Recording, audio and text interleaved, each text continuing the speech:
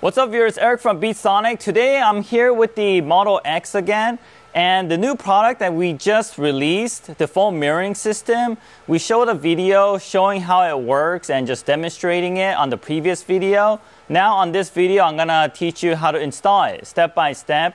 It's also gonna be applicable to all the Model S in addition to the Model X models. So for all you Model S owners, just keep watching the video as you can also use this to install the foam mirroring on your vehicle. So let's get started.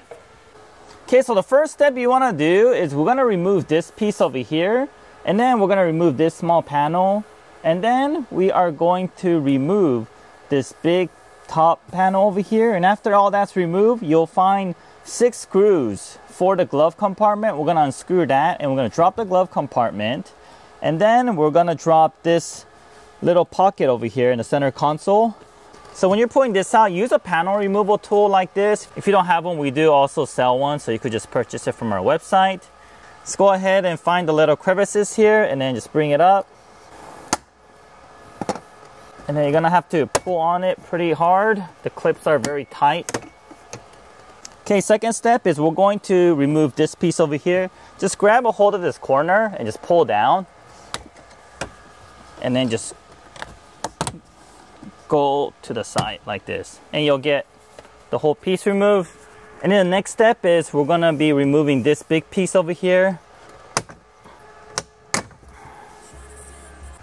Okay, the next step you want to do is you want to go ahead and remove 6 of these little screws that are on here. There's 1, 2, 3, and then there's 3 more that you'll find if you open your glove compartment. There's 1, 2, and there's also another one over here on the side. So you're gonna need a special tool for that. So I will leave the information on this specific tool. Okay, so once all the screws are out, go ahead and gently pull this towards you. And just be careful because there's gonna be 3 connectors that's connected. So you'll find that there's 1, 2, 3. Just gently remove all those connectors. And there's a little clip in it that you're gonna have to press down at while you're unplugging it. Just be aware of that. Okay. Alright, once all this is out, next step is to remove this center tray. Just go ahead and do so by putting your hand down over here and just push it down firmly. And there's a clip that gets removed on the right and also on the left. And once that's removed, you just pull it out like this. Okay, after we have all those parts removed, let's go ahead and work on the connectors. Alright, so now that we're about to install the actual module into it, let me go ahead and explain to you how to prepare for it. So inside the contents, you'll find all these parts. You'll find 2 boxes. One of them's the HDMI interface, one of them's the CAN bus decoder, and you'll find some harnesses. So you can't really mess up on this, but just in case, I'll go over it with you. You'll find 2 sets of these video cables. One's going to be video in and one's going to be video out, and it is color coded so that you can't make a mistake.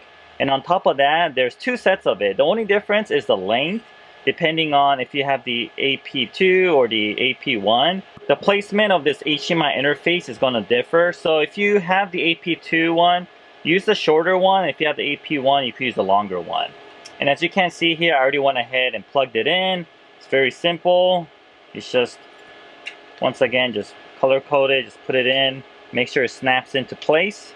And the other side of this, you'll notice I already plugged it in. One's just for your HDMI cable. This cable over here, we're gonna route it to somewhere inside the car. So whatever video feed or your foam mirroring that you wanna display onto your screen is going to be easily accessible with this very long HDMI cable. Right there, here's the other end. And then on the other hole over here, this is what's going to power this device over here. As you can see, I already plugged it, but it just all goes one way. You don't have to force anything. Everything clips in place. And you also notice there's a harness that's not being used. This is for the 360 view camera that we are not installing today. So this stays unconnected. And there's all these other additional power cable that's not connected as well.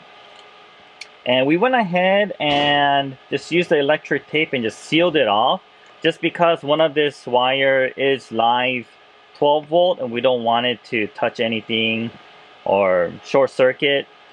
The chances are very low because it already has a connector that's cased over it, but we want to take the extra step. We went ahead and just wrapped it with electric tape.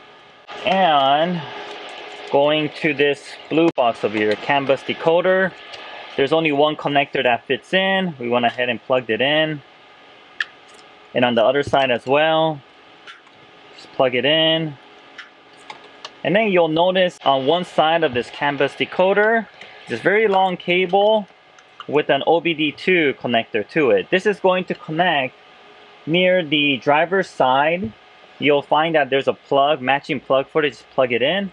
And we are going to route the wire all the way through to this side where your module is going to rest on the side. And these two video cable is going to plug into your backup camera input area.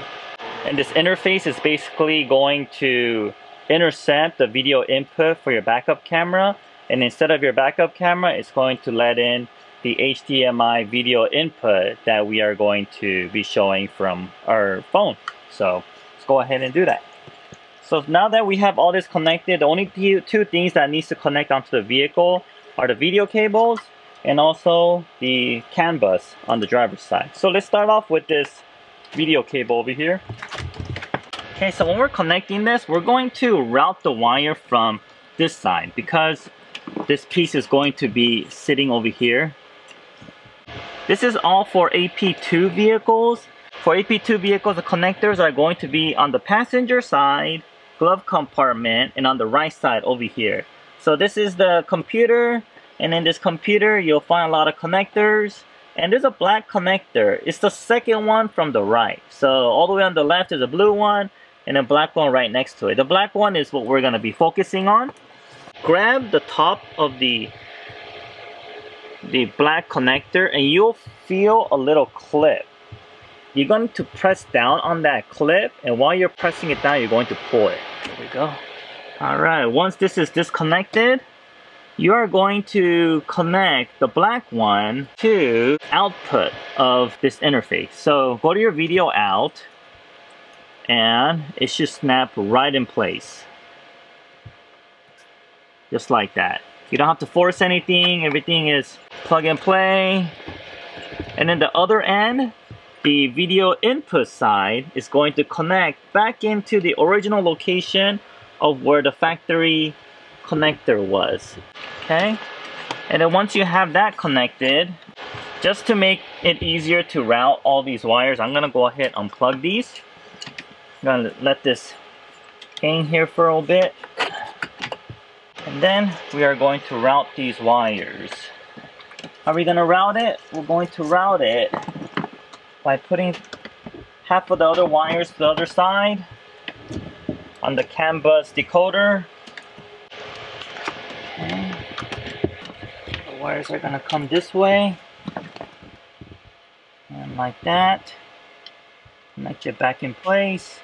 Alright, so now that I have this part here, I'm going to connect this back here. And the HDMI cable is going to plug here. And then we are also going to route it this way. And we are planning to have the HDMI cable come out from under this center tray. So let's just leave it here just for now. So now that we have organized the wires a bit, let's go to the other side and connect our OBD2 connector. Okay, so taking this OBD2 connector, just look up, and over here you will find the matching connector. Make sure you have it all right, the right angle, and just push it up. And then next step, let's go ahead and make sure everything is working. So how we're gonna do that is locate your menu button here and just go ahead and long press it. So we heard that click coming out of our interface. That means everything is working as it should. And we could further test it by turning on. So we could confirm that it's operation by holding this, and then you should see a black screen. So you're seeing a black screen because it's waiting for some sort of video to come in. So let's go ahead, and if we want, we could go ahead and try connecting this interface that we have here.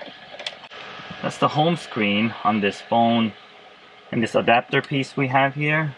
Alright, so now that we confirmed that everything is working, let's go ahead and organize the wires and put our panel back in. Okay, so we are going to reverse order our installation. So first we have to put our glove compartment back on. Before we do that, let me place this interface out here. I'm going to place this CAN bus decoder back here. And it's only an option. If you like, you could go ahead and double side tape these items so that it won't rattle. For me personally, it didn't do any rattling, so it was okay. Okay, once again, we are going to plug all these 3 connectors back in.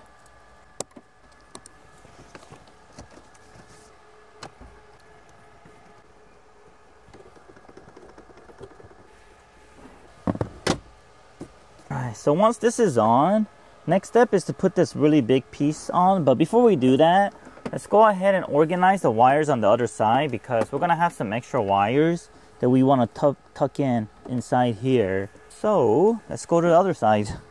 Alright, so we're on the driver's side now. We're gonna be tucking in this wire.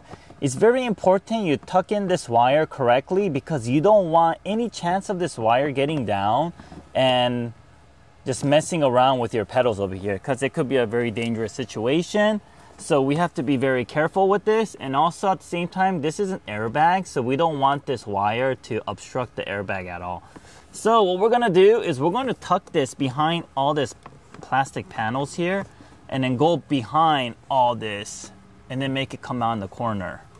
There's actually a clip here that's holding this panel together. So if you could route this OBD connector behind that, it will ensure that this wire will never drop. And there's also another clip that's holding this panel piece. So if you gently just pull it towards you, and then just tuck this behind it and just fish it out on the other side. Okay, and then you could just push this back in to where it belongs. For this side as well, and plug it. And once you have this back here, for extra security measure, go ahead and grab a zip tie, and it could feel like a little hole back here that you could zip tie this wire around. And once you do that, and you want to push this wire around to this side so that it's coming out here, so it's basically you're getting the wire straight out and straight up here all the way to the top. And once it's up here, you're going to route it towards the middle.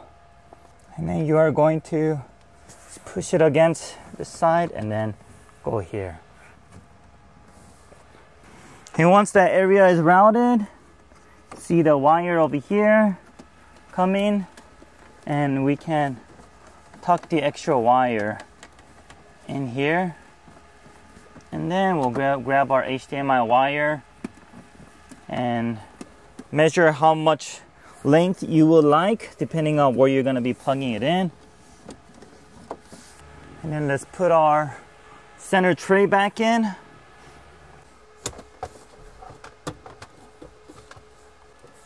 Okay, once that piece is on, let's go ahead and put this big piece back in. And before you put this back in, notice where all the clip locations are and make sure they're all fitting in with the clip holes. So just be mindful of that. And until they all line up, do not press it in, because you will break the clips if you do so. So let's start off with the one all the way at the end. Have that. So you can also see the clips from the side. So as you can see, everything got seated into place. And once you have all that seated into place, let's just push it in. Okay, and once you have all that pressed in, let's go ahead and put the bottom piece on. And then the very final piece on the side.